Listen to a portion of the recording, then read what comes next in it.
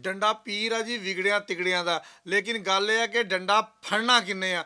ਕੱਲੀ ਮਰੀਮ ਨਵਾਜ਼ ਦਾ ਕੰਮ ਨਹੀਂ ਹੈਗਾ ਕਿ ਕਰਪਸ਼ਨ ਜਿਹੜੀ ਆ ਉਹਨੂੰ ਖਤਮ ਕੀਤਾ ਜਾਵੇ, ਸਰਕਾਰੀ ਚੋਰਾਂ ਨੂੰ ਫੜਿਆ ਜਾਵੇ, ਬਲਕਿ ਹੁਣ ਹੋਰ ਮਹਿਕਮਿਆਂ ਨੂੰ ਵੀ ਮੈਦਾਨ 'ਚ ਆਉਣਾ ਪਿਆ ਵਾ ਸਰਕਾਰੀ ਚੋਰਾਂ ਨੂੰ ਫੜਨ ਵਾਸਤੇ। ਤੁਸੀਂ ਮੈਨੂੰ ਇਹ ਗੱਲ ਦੱਸਣਾ, ਗਰੀਬ ਲੋਕਾਂ ਦੇ ਘਰ ਆਟਾ ਨਹੀਂ ਹੈ ਖਾਣ ਨੂੰ, ਤੇ ਸਾਡੇ ਸਰਕਾਰੀ ਚੋਰ ਸਾਡੀ ਗੰਦਮ ਵੇਚ-ਵੇਚ ਕੇ ਕਰੋੜਾਂਪਤੀ ਹੋ ਗਏ ਆ।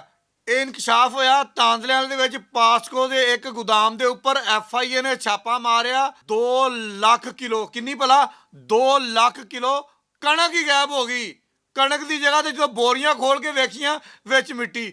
ਮਤਲਬ ਕੈਸੇ ਕੈਸੇ ਕ੍ਰਿਸ਼ਮੇ ਹੁੰਦੇ ਆ ਕਿ ਰਾਤੀ ਜਨਾਬੇ ਵਾਲੀ ਅਸੀਂ ਬੋਰੀਆਂ ਦੇ ਵਿੱਚ ਕਣਕ ਭਰ ਕੇ ਰੱਖ ਕੇ ਗਏ ਆ, ਸਵੇਰੇ ਆਏ ਆ ਤੇ ਇੰਜ ਕੀਤਾ ਵਾ ਤੇ ਕਣਕ ਗਾਇਬ ਤੇ ਮਿੱਟੀ ਦੀਆਂ ਬੋਰੀਆਂ ਮਿਲੀਆਂ।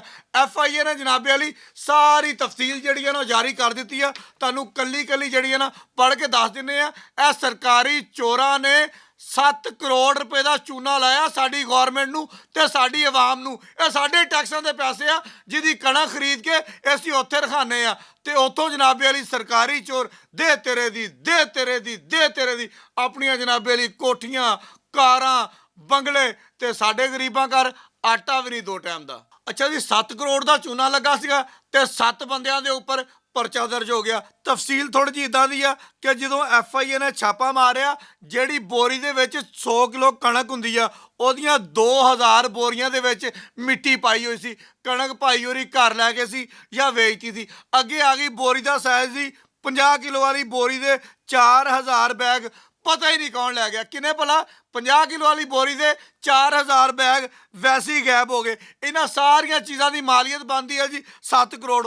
ਹੁਣ ਅਸੀਂ ਉਹ ਤੋਂ ਫੜਿਆ ਕੀ ਆ? 3 ਚੌਕੀਦਾਰ, ਇੱਕ ਅਸਿਸਟੈਂਟ ਪਰਚੇਜ਼ਰ। ਉਹ ਭਾਈ ਵੱਡੀਆਂ ਮਛਲੀਆਂ ਫੜਨੀਆਂ ਵਾ। ਖੈਰ ਵੱਡੀਆਂ ਮਛਲੀਆਂ ਦੇ ਉੱਪਰ ਪਰਚਾ ਦਰਜ ਕਰ ਲਿਆ ਵਾ। ਹੁਣ ਦੇਖਣਾ ਇਹ ਆ ਕਿ ਵੱਡੀਆਂ ਮਛਲੀਆਂ ਅਸੀਂ ਫੜਦੇ ਵੀ ਆ ਜਾਂ ਵੱਡੀਆਂ ਮਛਲੀਆਂ ਦੇ ਨਾਲ ਸਾਡਾ ਮੇਲ ਮਿਲਾਪ ਹੋ ਜਾਂਦਾ ਵਾ। ਖੈਰ ਜਿਹੜਾ FIA ਦਾ ਇੰਸਪੈਕਟਰ ਆ ਅਜਮਲ ਹੈ ਤਾਂ ਤਗੜਾ ਬੰਦਾ ਵਾ, ਕੱਲਾ ਜਾਣਾ ਜਾ ਕੇ 5-7 ਬੰਦਿਆਂ ਨੂੰ ਢਾ ਲੈਂਦਾ ਵਾ। ਇਹ ਤਾਂ ਦੀ ਪੁਰਾਣੀ ਸਟੋਰੀ ਆ, ਲੇਕਿਨ ਅਸੀਂ ਫਿਰ ਵੀ ਦੇਖਾਂਗੇ ਇਸ ਕੇਸ ਦੇ ਵਿੱਚ, ਕਿਉਂਕਿ ਇਹ ਗਰੀਬ ਲੋਕਾਂ ਦੇ ਢਿੱਡ ਦੇ ਵਿੱਚ ਰੋਟੀ ਜਾਣੀ ਸੀਗੀ, ਜਿਹੜੀ ਸਾਡੀ ਰੋਟੀ ਇਹਨਾਂ ਨੇ ਖੋਹ ਖੱਪ ਕੇ ਆਪਣੀਆਂ ਕੋਠੀਆਂ ਬਣਾ ਲਈਆਂ ਵਾ। FIA ਦੀ ਇੱਕ ਅੱਛੀ ਕਾਰਵਾਈ ਆ ਜਿਹਦਾ ਜਨਾਬੇ ਲਈ ਕ੍ਰੈਡਿਟ ਅਸੀਂ FIA ਨੂੰ ਜ਼ਰੂਰ ਦੇਵਾਂਗੇ। ਲੇਕਿਨ ਪਾਸਕੋ ਦੇ ਇਹਨਾਂ ਚੋਰਾਂ ਨੂੰ, ਇਹਨਾਂ ਡਾਕੂਆਂ ਨੂੰ ਕਰਾਰ ਵਾਕਈ ਸਜ਼ਾ ਤੁਸੀਂ ਦਿਲਵਾਣੀ ਆ ਤੇ ਅਸੀਂ ਤੁਹਾਡੇ ਨਾਲ ਖਲੋਤੇ ਆ, ਬਲਕਿ ਪੂਰੇ ਪੰਜਾਬ ਦੀ ਆਵਾਮ ਤੁਹਾਡੇ ਨਾਲ ਖਲੋਤੀ ਆ।